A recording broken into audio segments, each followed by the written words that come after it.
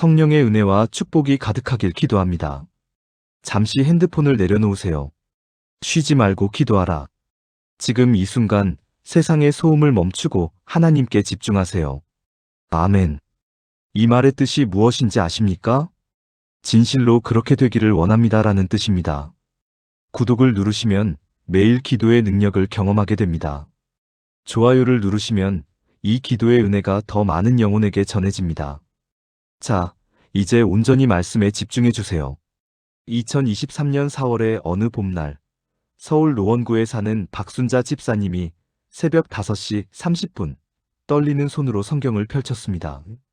남편의 사업 실패로 3억이 넘는 빚더미에 앉았습니다. 아들의 취업이 2년째 좌절되고 있었습니다. 그리고 본인의 당뇨 합병증까지 겹쳐 시력이 점점 나빠지고 있었습니다. 하나님, 정말 계신 겁니까? 절규하듯 기도하던 그 아침, 시편 23편 1절이 눈에 들어왔습니다. 여호와는 나의 목자시니 내게 부족함이 없으리로다. 그 말씀이 마치 비수처럼 가슴을 찔렀습니다. 부족함이 없다고? 지금 모든 것이 부족한데? 하지만 이상하게도 그 말씀에서 눈을 뗄 수가 없었습니다. 그날부터 박 집사님은 매일 아침 눈을 뜨자마자 핸드폰 대신 성경을 펼쳤습니다. 시편 23편 단 6절뿐인 이 짧은 시편을 천천히 한 단어 한 단어 묵상하기 시작했습니다. 첫날 아침 아무 변화도 느껴지지 않았습니다. 여전히 빚독촉 전화가 왔고 아들은 방에서 나오지 않았고 혈당 수치는 높았습니다. 하지만 포기하지 않았습니다. 둘째 날 아침 여전히 상황은 같았습니다. 그런데 이상하게도 마음 한구석에 조그만 평안이 찾아왔습니다. 설명할 수 없는 이유 없는 평안이었습니다. 그리고 셋째 날 아침이 밝았습니다. 이날 오전 10시 남편에게 전화 한 통이 걸려왔습니다. 5년 전에 빌려준 돈을 받을 수 없다고 포기했던 지인이 갑자기 2천만 원을 갚겠다며 연락을 해온 것입니다. 오후 3시 아들이 방문을 열고 나왔습니다. 엄마, 오늘 면접 보러 가야겠어요. 2년 만에 처음 들어보는 말이었습니다. 저녁 7시 병원에서 전화가 왔습니다. 혈당 수치가 놀랍게 안정되었다는 소식이었습니다. 우연일까요? 박 집사님은 그날 저녁 눈물을 흘리며 고백했습니다. 목사님, 3일이 세상을 바꾼 게 아니었습니다. 3일 동안 제 눈이 달라진 겁니다. 하나님이 항상 목자셨는데 제가 그분을 못 본 것뿐이었습니다. 사랑하는 여러분, 혹시 지금 이 순간 박 집사님처럼 절망 가운데 계신 분이 계십니까? 아침에 눈을 뜨는 것조차 두렵고 힘든 분이 계십니까? 오늘 이 시간 제가 여러분께 전하고 싶은 것이 있습니다. 기적은 3일 만에 일어나지 않습니다. 기적은 3일 동안 여러분의 눈이 열리면서 시작됩니다. 시편 23편은 단순한 시가 아닙니다. 이것은 하나님과의 관계를 회복하는 7가지 놀라운 열쇠입니다. 지금부터 제가 그 7가지를 하나하나 풀어드리겠습니다. 이 7가지를 깨닫는 순간 여러분의 아침이 달라질 것입니다. 여러분의 하루가 달라질 것입니다. 여러분의 인생이 달라질 것입니다. 여호와는 나의 목자시니 이 한 문장에 모든 것이 들어있습니다. 우리가 무너지는 이유는 하나입니다. 목자를 잃어버렸기 때문입니다. 아니, 정확히 말하면 목자가 계신데 우리가 그분을 보지 못하는 것입니다. 오늘날 우리는 너무나 많은 것들을 목자로 삼고 살아갑니다. 돈이 목자가 됩니다. 건강이 목자가 됩니다. 자녀가 목자가 됩니다. 직장이 목자가 됩니다. 그런데 그 목자들이 무너지는 순간 우리도 함께 무너집니다. 왜 그럴까요? 그것들은 원래 목자가 아니었기 때문입니다. 에스겔 34장 11절에서 12절은 이렇게 선포합니다. 주 여호와께서 이같이 말씀하시되 나 곧 내가 내 양을 찾고 찾되 목자가 양 가운데에 있는 날에 양이 흩어졌으면 그때를 찾는 것 같이 내가 내 양을 찾아서 흐리고 캄캄한 날에 그 흩어진 모든 곳에서 그것들을 건져낼지라. 이 말씀의 배경을 아십니까? 당시 이스라엘의 지도자들이 거짓 목자가 되어 백성들을 착취하고 방치했습니다. 양들은 흩어지고 상하고 잡아먹혔습니다. 바로 그 순간 하나님께서 직접 선포하십니다. 내가 친히 목자가 되겠다. 이것이 시편 23편의 시작입니다. 다윗은 양을 치던 목동이었습니다. 그는 양들이 목자 없이는 단 하루도 살 수 없다는 것을 너무나 잘 알았습니다. 양은 스스로 물을 찾지 못합니다. 양은 스스로 풀밭을 찾지 못합니다. 양은 방향 감각이 없어서 길을 잃으면 제자리로 돌아오지 못합니다. 양은 무방비 상태라 포식자를 만나면 도망칠 힘도 없습니다. 그래서 양에게 목자는 선택이 아니라 생존입니다. 우리도 마찬가지입니다. 우리는 스스로 평안을 만들어낼 수 없습니다. 우리는 스스로 삶의 방향을 정확히 잡을 수 없습니다. 우리는 스스로 영적 대적들을 물리칠 힘이 없습니다. 그래서 우리에게 목자는 선택이 아니라 생존입니다. 부산 해운대에 사는 김영애 권사님의 이야기를 들려드리겠습니다. 김 권사님은 30년 동안 식당을 운영했습니다. 성실하게 일했고 교회도 빠지지 않고 다녔습니다. 그런데 코로나19가 터지면서 식당 문을 닫아야 했습니다. 평생 모은 재산이 순식간에 사라졌습니다. 그 충격으로 불면증이 시작되었고 우울증이 찾아왔습니다. 하나님, 제가 뭘 잘못했습니까? 제가 성실하게 살지 않았습니까? 원망과 절망 속에서 1년을 보냈습니다. 어느 날 새벽 김 권사님은 TV에서 한 목사님의 설교를 듣게 되었습니다. 여러분의 목자는 식당이 아닙니다. 돈이 아닙니다. 건강이 아닙니다. 여호와께서 여러분의 목자이십니다. 그 말씀이 가슴에 꽂혔습니다. 깨달았습니다. 자신이 30년 동안 식당을 목자로 삼고 살아왔다는 것을. 그날부터 매일 아침 가장 먼저 무릎 꿇고 고백하기 시작했습니다. 여호와는 나의 목자시니. 단순한 고백이었지만 매일 반복할수록 삶이 달라지기 시작했습니다. 3일째 되던 날 이상한 평안이 찾아왔습니다. 여전히 돈은 없었고 식당도 없었고 미래도 불확실했습니다. 하지만 이상하게도 마음에 평안이 있었습니다. 일주일이 지났을 때 오랜 지인이 연락을 해왔습니다. 작은 카페 자리가 났는데 같이 시작해보지 않겠냐는 제안이었습니다. 1개월이 지났을 때 그 카페는 동네에서 입소문이 나기 시작했습니다. 6개월이 지났을 때 잃어버린 돈을 다 회복하고도 남을 만큼의 수입이 생겼습니다. 김 권사님은 지금도 매일 아침 가장 먼저 이 고백으로 하루를 시작합니다. 여호와는 나의 목자시니. 사랑하는 성도님들, 지금 여러분의 목자는 누구십니까? 혹시 무너질 수 있는 것을 목자로 삼고 계시지는 않습니까? 오늘부터 3일간 매일 아침 눈 뜨자마자 이 고백을 하십시오. 여호와는 나의 목자시니. 소리내어 고백하십시오. 그분이 여러분의 진짜 목자이심을 선포하십시오. 그러면 3일 후 여러분의 눈이 열릴 것입니다. 지금까지 보지 못했던 하나님의 인도하심이 보이기 시작할 것입니다. 내게 부족함이 없으리로다. 이 고백은 현실 부정이 아닙니다. 이것은 가장 깊은 현실 인식입니다. 우리는 늘 부족함을 느끼며 살아갑니다. 돈이 부족합니다. 시간이 부족합니다. 건강이 부족합니다. 사랑이 부족합니다. 인정이 부족합니다. 그래서 우리는 평생 채우려고 애씁니다.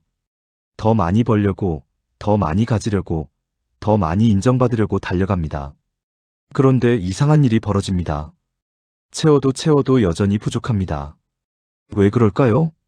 우리가 잘못된 것으로 채우려고 하기 때문입니다. 빌립보서 4장 19절은 이렇게 약속합니다. 나의 하나님이 그리스도 예수 안에서 영광 가운데 그 풍성한 대로 너희 모든 쓸 것을 채우시리라. 이 말씀의 배경을 보십시오. 바울은 감옥에 갇혀 있었습니다. 빌립보 교회 성도들이 헌금을 보냈는데 그것조차 넉넉하지 않았습니다. 인간적으로 보면 완전히 부족한 상황이었습니다. 그런데 바울은 이 상황에서 부족함이 없다고 고백합니다. 왜 그럴 수 있었을까요? 바울은 진짜 공급자가 누구인지 알았기 때문입니다. 빌립보 교회의 헌금이 공급자가 아니었습니다. 로마 정부의 허락이 공급자가 아니었습니다. 자신의 능력이 공급자가 아니었습니다. 하나님께서 공급자이셨습니다. 그래서 바울은 감옥에서도 가난해도 매 맞아도 이렇게 고백할 수 있었습니다. 내게 능력 주시는 자 안에서 내가 모든 것을 할 수 있느니라. 이것이 부족함이 없다는 고백의 비밀입니다. 대구에 사는 이철수 집사님의 이야기입니다. 이 집사님은 작은 철물점을 운영했습니다. 20년 동안 성실하게 장사를 했지만 늘 빠듯하게 살았습니다. 자녀 셋을 대학까지 보내느라 빚도 많았습니다. 환갑이 가까워 오는데도 노후 준비는 전혀 되지 않았습니다. 매일 아침 눈을 뜨면 불안이 엄습했습니다. 이렇게 살다가 언제 죽을까? 그러던 어느 날 새벽 기도회에서 시편 23편 말씀을 묵상하게 되었습니다. 내게 부족함이 없으리로다. 이 구절을 읽는 순간 화가 났습니다. 부족함이 없다고? 지금 내 통장 잔고 좀 보시지. 하지만 목사님의 설교를 듣는 순간 깨달음이 왔습니다. 부족함이 없다는 것은 모든 것이 넉넉하다는 뜻이 아닙니다. 하나님이 공급하신다는 확신입니다. 그날부터 이 집사님은 달라졌습니다. 매일 아침 장사를 시작하기 전 무릎 꿇고 기도했습니다. 하나님, 오늘도 주님이 공급하실 것을 믿습니다. 첫날, 손님이 평소보다 적었습니다. 하지만 불안하지 않았습니다. 둘째 날, 큰 거래가 하나 성사되었습니다. 셋째 날, 10년 전 외상값을 줬던 사람이 찾아와 돈을 갚았습니다. 완전히 포기하고 있었던 돈이었습니다. 그리고 놀라운 일들이 계속 일어났습니다. 오래된 단골 손님이 큰 공사 물품을 맡겼습니다. 은행에서 이자율이 낮은 대출로 전환해주겠다는 연락이 왔습니다. 자녀들이 스스로 학자금 대출을 갚기 시작했습니다. 6개월 만에 20년 동안 갚지 못했던 빚을 절반이나 갚을 수 있었습니다. 이 집사님은 간증합니다. 부족함이 없다는 고백이 돈을 불러온 것이 아닙니다. 그 고백이 제 눈을 바꿔놓았습니다. 하나님의 공급하심이 늘 있었는데 제가 불평 속에서 그것을 못 본 것뿐이었습니다. 사랑하는 여러분, 지금 무엇이 부족하십니까? 그 부족함이 여러분을 잠 못 이루게 만듭니까?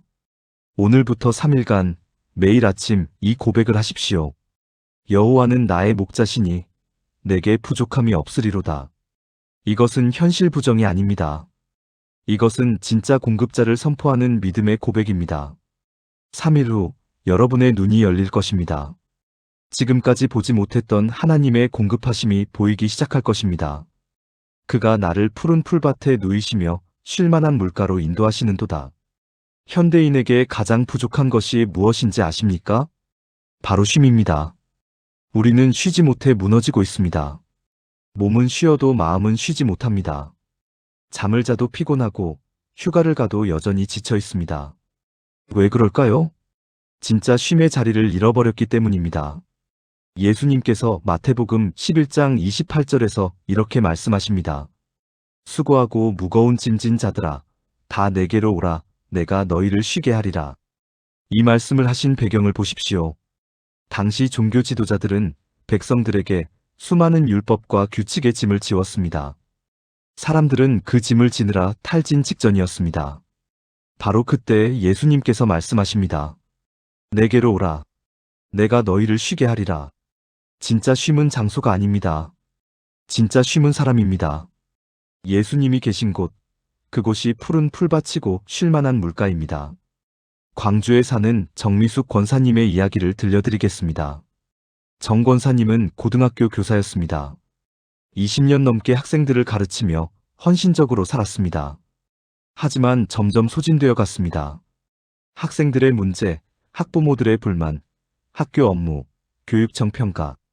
쉴 틈이 없었습니다. 주말에도 수업 준비를 하고 방학에도 연수를 받아야 했습니다. 그러다가 결국 번아웃이 왔습니다. 어느 날 아침 일어날 수가 없었습니다. 몸도 마음도 완전히 지쳐버렸습니다. 병가를 내고 쉬기 시작했지만 쉬어도 회복되지 않았습니다. 오히려 더 불안해졌습니다. 이렇게 쉬면 되는 걸까? 복직은 할 수 있을까? 쉼이 아니었습니다. 그러던 중 한 후배 교사가 찾아왔습니다. 선배님, 새벽 기도 한번 같이 가보시겠어요? 처음에는 거절했습니다. 지금 기도할 힘도 없어. 하지만 후배의 간곡한 권유에 마지못해 따라 나섰습니다. 새벽 기도회에서 목사님이 시편 23편을 읽었습니다. 그가 나를 푸른 풀밭에 누이시며 쉴만한 물가로 인도하시는도다. 그 순간 눈물이 쏟아졌습니다.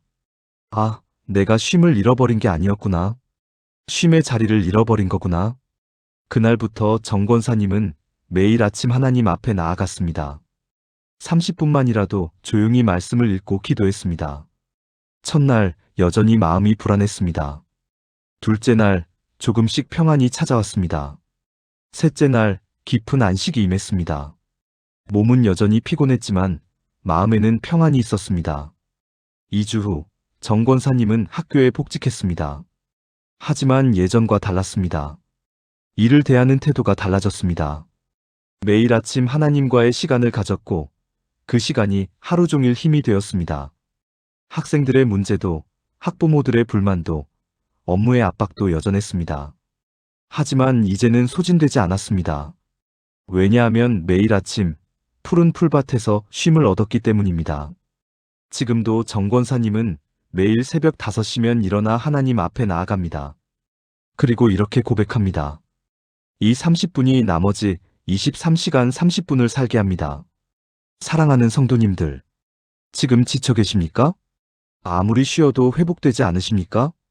그렇다면 여러분은 쉬는 방법이 아니라 쉬는 자리를 잃어버린 것입니다. 오늘부터 3일간 매일 아침 하나님 앞에 나아가십시오. 30분만이라도 세상의 소음을 끄고 하나님과 단둘이 있으십시오. 말씀을 읽고 기도하고 그저 그분 앞에 있으십시오. 그것이 푸른 풀밭이고 쉴 만한 물가입니다. 3일 후 여러분의 영혼이 회복될 것입니다. 진짜 쉼을 경험하게 될 것입니다. 내 영혼을 소생시키시고 영혼이 죽어가고 있다는 것을 어떻게 알 수 있을까요? 아무것도 느껴지지 않을 때입니다. 기쁘지도 않고 슬프지도 않고 그냥 무감각할 때입니다. 예배를 드려도 은혜가 없고 찬양을 불러도 감동이 없고 기도를 해도 공허할 때입니다. 이것이 영적 사망의 증상입니다. 에베소서 2장 1절은 이렇게 말합니다. 그는 허물과 죄로 죽었던 너희를 살리셨도다. 죽었다는 것은 육체적 죽음이 아닙니다. 영적으로 하나님과 단절된 상태를 말합니다. 육체는 살아있지만 영혼은 죽어있는 상태입니다. 그래서 아무것도 느껴지지 않는 것입니다. 하나님의 음성이 들리지 않고 하나님의 임재가 느껴지지 않는 것입니다. 그런데 시편 23편은 놀라운 소식을 전합니다. 내 영혼을 소생시키시고, 소생시킨다는 것은 죽어가던 것을 다시 살린다는 뜻입니다. 하나님은 죽어가는 영혼을 다시 살리시는 분입니다. 인천에 사는 최동훈 집사님의 이야기입니다. 최 집사님은 30대의 열정적인 신앙인이었습니다. 새벽 기도를 빠지지 않았고 전도도 열심히 했고 섬김에도 앞장섰습니다. 그런데 40대가 되면서 서서히 식어갔습니다. 사업의 어려움, 가정의 문제, 건강의 악화가 겹쳤습니다. 처음에는 시련을 통해 성장하겠다고 다짐했습니다. 하지만 시련이 너무 길었습니다. 1년이 지나고 2년이 지나고 3년이 지나도 상황은 나아지지 않았습니다. 그러다가 어느 순간 기도가 멈췄습니다. 예배는 습관적으로 드렸지만 아무 감동이 없었습니다. 찬양을 불러도 공허했고 설교를 들어도 와닿지 않았습니다. 하나님이 정말 계신 걸까? 의심이 스며들기 시작했습니다. 그렇게 5년이 흘렀습니다. 50대가 된 최 집사님은 완전히 냉담한 신자가 되어 있었습니다. 교회는 다니지만 신앙은 없었습니다. 그러던 어느 날 어머니가 위독하다는 연락을 받았습니다. 병원으로 달려갔지만 어머니는 의식이 없었습니다. 중환자실 앞에서 무릎을 꿇었습니다. 5년 만에 진심으로 기도했습니다. 하나님 제발 어머니를. 그런데 기도가 나오지 않았습니다. 입술은 움직이는데 말이 막혔습니다. 그 순간 깨달았습니다. 아, 내 영혼이 죽어 있구나. 그날 밤 집으로 돌아와 오래된 성경을 펼쳤습니다. 어디를 펼칠지도 모르고 그냥 펼쳤는데 시편 23편이었습니다. 여호와는 나의 목자시니 내 영혼을 소생시키시고, 소생시키시고라는 단어에 눈이 멈췄습니다. 그리고 처음으로 하나님께 솔직하게 기도했습니다. 하나님, 제 영혼이 죽었습니다. 저를 다시 살려주세요. 그날 밤 오랜만에 눈물이 흘렀습니다. 다음 날 아침 새벽 기도회에 나갔습니다. 5년 만이었습니다. 찬양이 시작되자 눈물이 쏟아졌습니다. 메말랐던 마음에 단비가 내리는 느낌이었습니다. 셋째 날, 어머니가 의식을 회복했습니다. 의사들도 놀라워했습니다. 최 집사님은 그것을 우연이라고 생각하지 않았습니다. 하나님께서 자신의 영혼을 소생시키시는 과정의 일부였습니다. 지금 최 집사님은 다시 열정적인 신앙인으로 살고 있습니다. 아니, 예전보다 더 깊어진 신앙으로 살고 있습니다. 왜냐하면 자신의 영혼이 얼마나 연약한지, 하나님의 소생하심이 얼마나 필요한지 깨달았기 때문입니다. 사랑하는 여러분, 혹시 지금 영적으로 메말라 계십니까? 아무것도 느껴지지 않고 모든 것이 형식적이고 신앙이 짐처럼 느껴지십니까? 그렇다면 여러분의 영혼이 소생이 필요한 상태입니다. 오늘부터 3일간 하나님께 솔직하게 고백하십시오. 제 영혼을 소생시켜 주세요. 그리고 매일 아침 시편 23편을 묵상하십시오. 3일 후 여러분의 영혼의 생기가 돌기 시작할 것입니다. 메말랐던 마음에 단비가 내릴 것입니다. 자기 이름을 위하여 의의 길로 인도하시는도다. 인생에서 가장 힘든 순간이 언제인지 아십니까? 어디로 가야 할지 모를 때입니다. 선택의 기로에 섰는데 어느 길이 맞는지 모를 때입니다. 오른쪽으로 가야 할까? 왼쪽으로 가야 할까? 이 일을 해야 할까? 저 일을 해야 할까? 여기 있어야 할까? 떠나야 할까? 이런 갈림길에서 우리는 길을 잃습니다. 잠언 3장 5절에서 6절은 이렇게 말씀합니다. 너는 마음을 다하여 여호와를 신뢰하고 내 명철을 의지하지 말라. 너는 범사에 그를 인정하라. 그리하면 내 길을 지도하시리라. 이 말씀의 핵심은 무엇입니까? 우리의 명철이 아니라 하나님을 신뢰하라는 것입니다. 우리가 판단하지 말고 하나님께서 인도하시도록 맡기라는 것입니다. 그런데 우리는 반대로 합니다. 먼저 우리가 판단하고 결정한 다음 하나님께 축복해달라고 기도합니다. 이것은 인도하심을 구하는 것이 아니라 허락을 구하는 것입니다. 시편 23편은 다릅니다. 의의 길로 인도하시는도다. 주어가 누구입니까? 하나님이십니다. 하나님께서 인도하십니다. 우리는 따라가기만 하면 됩니다. 전주에 사는 박준호 집사님의 이야기를 나누겠습니다. 박 집사님은 대기업에서 20년을 근무한 중간 관리자였습니다. 50대 초반 승진의 기회가 왔습니다. 하지만 조건이 있었습니다. 해외 지사로 발령을 가야 했습니다. 승진하면 연봉도 오르고 커리어에도 도움이 될 것입니다. 하지만 가족과 떨어져야 했습니다. 고등학생 아들과 중학생 딸이 있었습니다. 아내는 교회에서 구역장으로 섬기고 있었습니다. 고민이 깊어졌습니다. 승진을 택하면 가족을 포기하는 것 같았고, 가족을 택하면 기회를 포기하는 것 같았습니다. 한 달 동안 잠을 이루지 못했습니다. 아내와 상의해도 명확한 답이 나오지 않았습니다. 친구들은 기회를 잡아라고 했고, 교회 성도들은 가족이 우선이라고 했습니다. 그러던 어느 새벽 기도하던 중 시편 23편을 펼치게 되었습니다. 자기 이름을 위하여 의의 길로 인도하시는도다. 그 순간 질문이 바뀌었습니다. 내가 어느 길을 선택해야 하는가? 에서 하나님께서 나를 어디로 인도하시는가? 로. 그날부터 박 집사님은 기도의 내용을 바꿨습니다. 하나님, 제가 선택한 길을 축복해 주세요가 아니라 하나님, 주님이 인도하시는 길을 보여주세요라고 기도했습니다. 3일째 되던 날, 묵상 중에 한 구절이 마음에 강하게 와닿았습니다. 자기 이름을 위하여. 하나님은 자기 이름을 위하여 인도하신다는 것입니다. 내 성공을 위해서가 아니라, 내 만족을 위해서가 아니라, 하나님의 이름이 영광받는 길로 인도하신다는 것입니다. 그 순간 마음에 평안이 왔습니다. 그리고 명확한 인도하심을 받았습니다.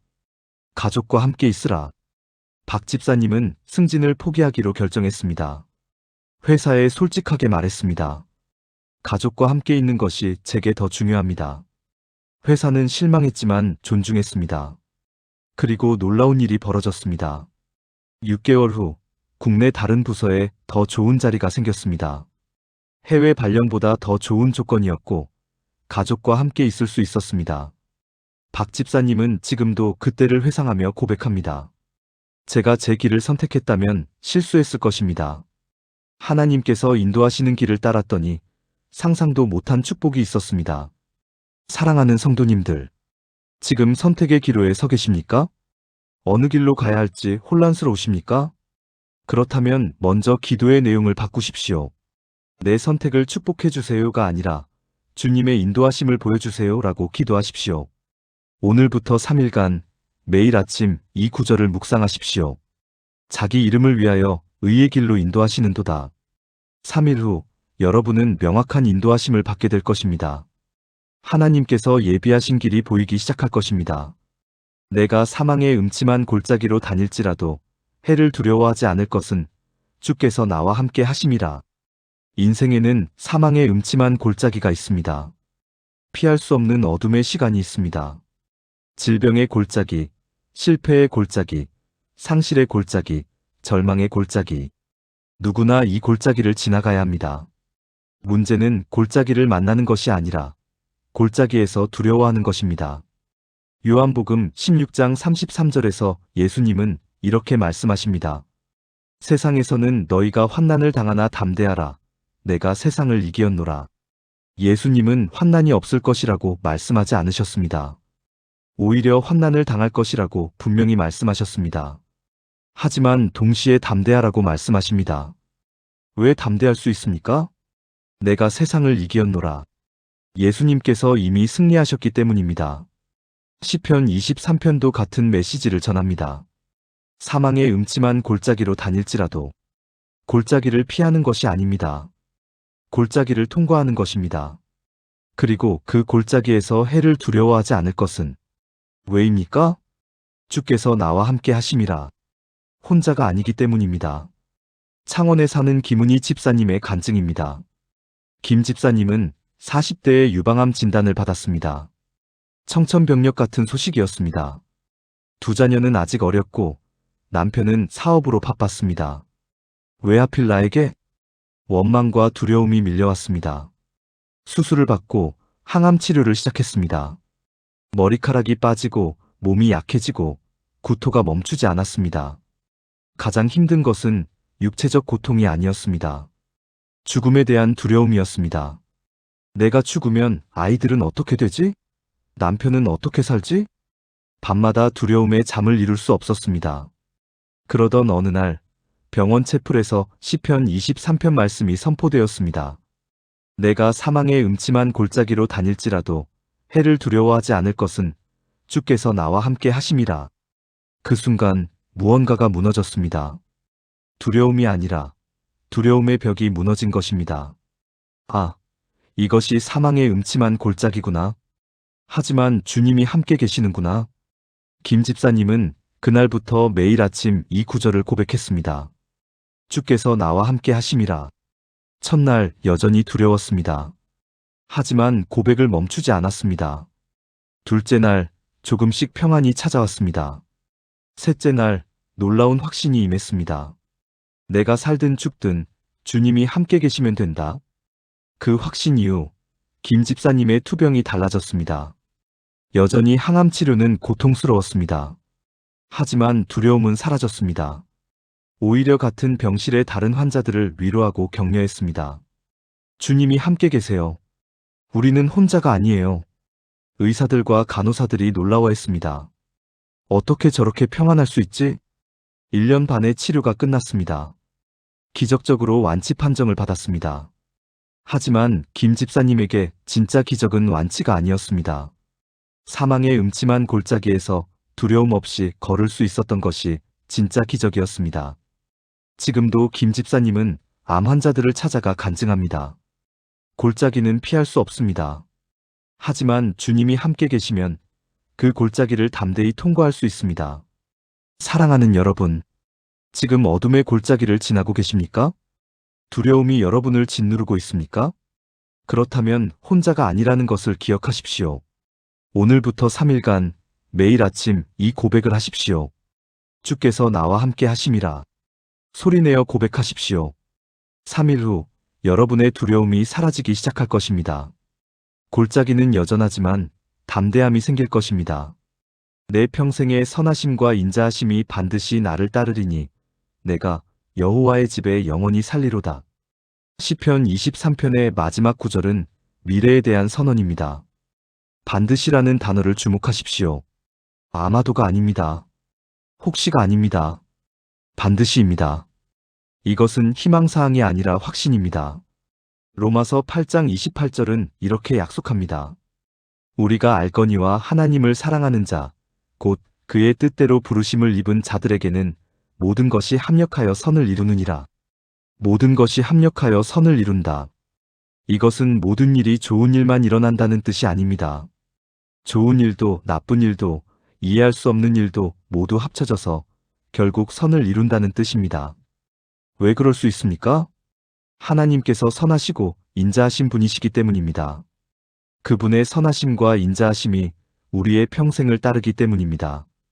수원에 사는 이강민 장로님의 이야기로 마무리하겠습니다. 이 장로님은 젊은 시절 사업에 실패하고 빚더미에 앉았습니다. 30대 초반 모든 것을 잃었습니다. 집도 차도 사업도 모두 날아갔습니다.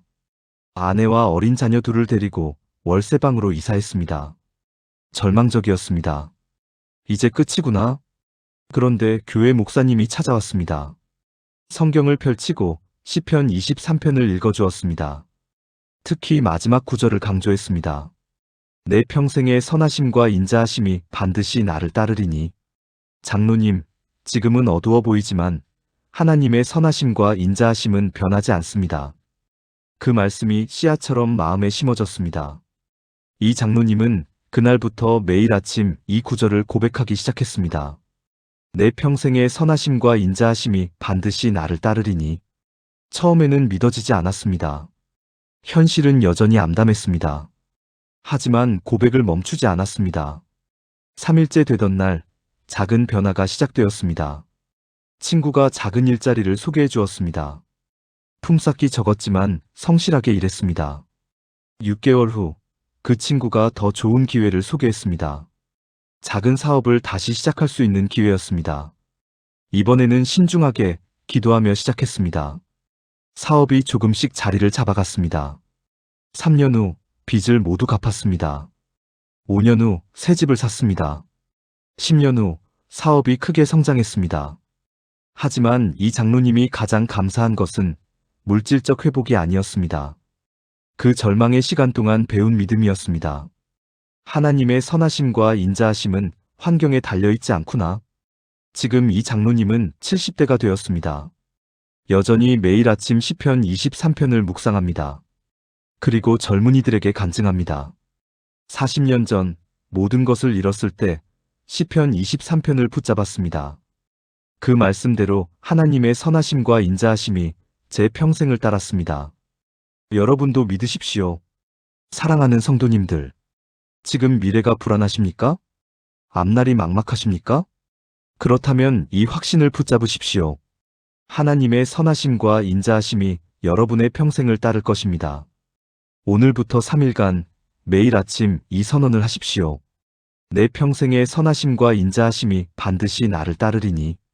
이것은 희망사항이 아니라 하나님의 약속입니다. 3일 후 여러분의 미래에 대한 확신이 생길 것입니다. 두려움 대신 기대가, 불안 대신 평안이 찾아올 것입니다. 사랑하는 믿음의 가족들, 오늘 우리는 시편 23편을 통해 7가지 놀라운 기적을 나누었습니다. 첫째, 목자를 다시 발견하는 기적입니다. 여호와께서 우리의 진짜 목자이심을 깨닫는 것입니다. 둘째, 부족함 없음을 발견하는 기적입니다. 하나님께서 우리의 진짜 공급자이심을 확신하는 것입니다. 셋째, 쉼을 회복하는 기적입니다. 푸른 풀밭과 쉴만한 물가, 하나님 안에서 진짜 안식을 찾는 것입니다. 넷째, 영혼이 소생하는 기적입니다. 메말랐던 영혼에 다시 생기가 돌고 하나님을 느끼기 시작하는 것입니다. 다섯째, 의의 길로 인도받는 기적입니다. 내 판단이 아닌 하나님의 인도하심을 따라 바른 길을 가는 것입니다. 여섯째, 두려움을 이기는 기적입니다. 사망의 음침한 골짜기에서도 담대할 수 있는 것은 주님이 함께 하시기 때문입니다. 일곱째, 미래를 확신하는 기적입니다. 선하심과 인자하심이 평생 따를 것이라는 확신으로 사는 것입니다. 이 7가지 기적은 거창한 것이 아닙니다. 단지 3일 동안 매일 아침 가장 먼저 시편 23편을 진심으로 묵상하는 것입니다. 읽는 것이 아니라 묵상하는 것입니다. 한 단어 한 단어 천천히 음미하며 하나님께서 내게 주시는 메시지를 듣는 것입니다. 오늘 이 영상을 보신 여러분, 내일 아침부터 시작하십시오.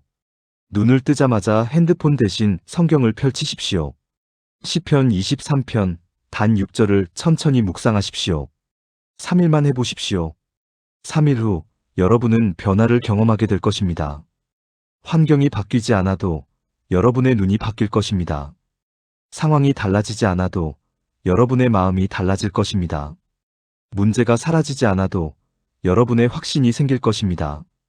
이것이 바로 기적입니다. 댓글로 여러분의 다짐을 나눠주십시오. 내일 아침부터 시작하겠습니다 라고 선포하십시오. 좋아요를 눌러서 이 은혜가 더 많은 사람에게 전해지도록 해주십시오. 구독을 누르시면 매일 이런 말씀의 은혜를 받으실 수 있습니다. 사랑하는 여러분, 여호와께서 여러분의 목자가 되시기를 축복합니다. 여러분에게 부족함이 없기를 축복합니다. 푸른 풀밭과 쉴만한 물가로 인도받기를 축복합니다. 여러분의 영혼이 소생하기를 축복합니다. 의의 길로 인도받기를 축복합니다. 사망의 골짜기에서도 담대하기를 축복합니다. 선하심과 인자하심이 평생 여러분을 따르기를 축복합니다. 그리고 여러분이 여호와의 집에 영원히 거하기를 축복합니다. 성령의 은혜와 평강이 여러분과 함께하기를 기도합니다. 샬롬.